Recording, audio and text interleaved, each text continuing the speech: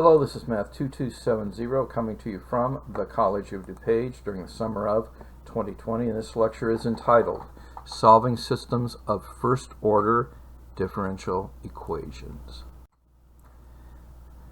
By way of introduction, long ago we solved this problem where we had x prime is equal to ax. This was not matrices, but we found that the solution of this was that x of t is equal to c e to the at. So we see the role that the a was playing in our solution, and we did have a constant of arbitrary constant there. But now what we're going to do is we're going to consider the vector version of this. Now the vector version of this is going to be x of t is equal to eta, which is a vector e to the rt. I have to make this into a vector equation. That's what the role eta is playing. And if I were to take the derivative of this, I would get this, because eta is just a constant vector, so I'm taking the derivative here, and that's what I get. But you see, our equations look like x prime of t, the vector, is equal to a times x in the homogeneous case.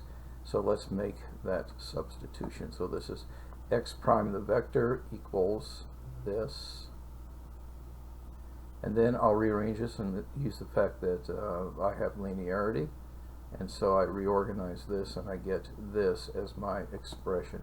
So you see, this is a minus ri, and it's times this, or operating on this rather, is equal to the 0 vector. And since the exponential is never 0, that means that this part must be 0. So the takeaway here is a strong takeaway. So r is an eigenvalue and eta is an eigenvector. A little bit of housekeeping here. You can add two solutions to a homogeneous equation and you get another solution to a homogeneous equation. You just do that term by term. That's pretty simple. And suppose A is an n by n matrix, and these are solutions to the homogeneous system. And if we define x to be, now this is saying that this is a matrix where the first column is x1, the second column is x2, the third column is xn, and so on and so forth. The ith column is the ith solution.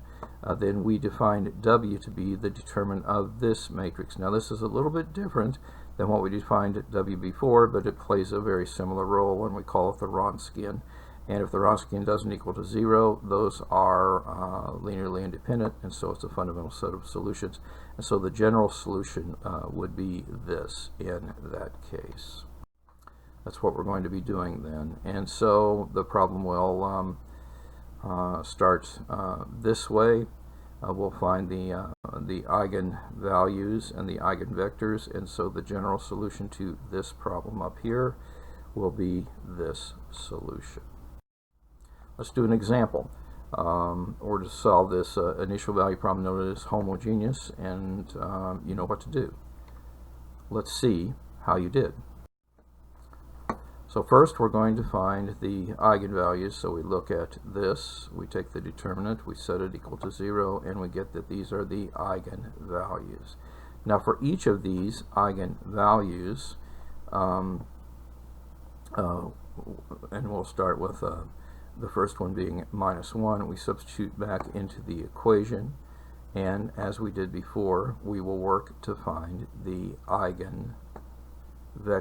And so in this case, we find that the eigenvector associated with lambda 1 or -1 is -1 and 1. That's work that we did before. Now the second one is lambda 2 equal 4. We do the same thing. We substitute into this equation, into this matrix, and we solve, and we get that the eigenvector for that is 2, 3. So the general solution is going to be this constant times e, there is nu, or a to 1, a to 1 and a to 2. So that's the general solution. Now we do have initial conditions though, and the initial conditions allow us to plug in numbers. So we get 0 minus 4 is x at 0, and I get this.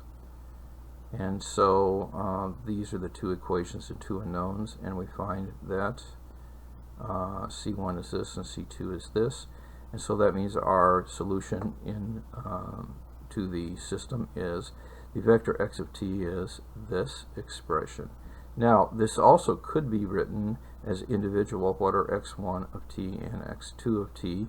This is an expression, but what this means is the same thing as writing it this way: x1 of t is this and x2 of t is that. Here's another problem for you to do. You know what to do. Let's see how you did. Again, we need to find the eigenvalues. So we do this and we find the eigenvalues are -1 and -6. Then we need to find the eigenvectors for each of those. We take lambda 1 equal -1. We get this. And that means that the eigen vector here associated with -1 is 1, 4. For the other one, we substitute into the matrix lambda 2 equal -6. We solve this and we find way up here that this one is -1, 1. So that means the general solution is this. Now we do need to apply the initial conditions. So we have this, we plug in, and we get this as a system of equations that need to be solved. And we get these as our solutions, and this is the vector solution to this system of first order differential equations. One more example. We're going to convert this differential equation into a system, solve the system, and use the system solution to get the solution to the original equation. So this is a second order differential equation. This goes back to a couple lectures ago to do part of this. You know what to do. Let's see how you did. Okay, so first we need to convert this into a system, and we do this change of variable here, and so you should check your work. So that means then that the system can be written this way.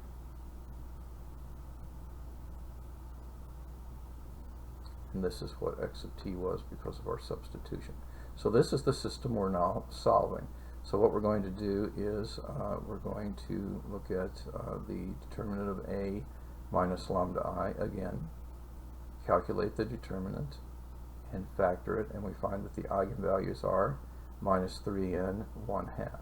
Now for -3 we're going to substitute up here, in, and we find that the eigenvector for this one is 1 minus 3. For lambda 2 equal to 1/2, we will substitute in, and we'll find that the eigen vector is 2, 1.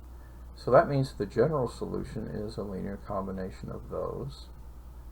The exponential raised to the eigen value t times a to 1 and a to 2. And now we can apply the initial condition. And if we apply the initial condition, we get two equations and two unknowns that we can solve. Those numbers look familiar. Maybe we did this kind of problem before. And that means the solution to the system is given by this expression. And let's see, that should be, that's t over 2 there. It's hard to see, but that is t over 2 because that was 1/2. Okay, so now the problem asks us about what was really the solution to the differential equation. Well, since x of t was this, the y is up here, so it's really just the first one, although we ended up solving a system in order to solve the whole thing. Okay, this is going to be continued in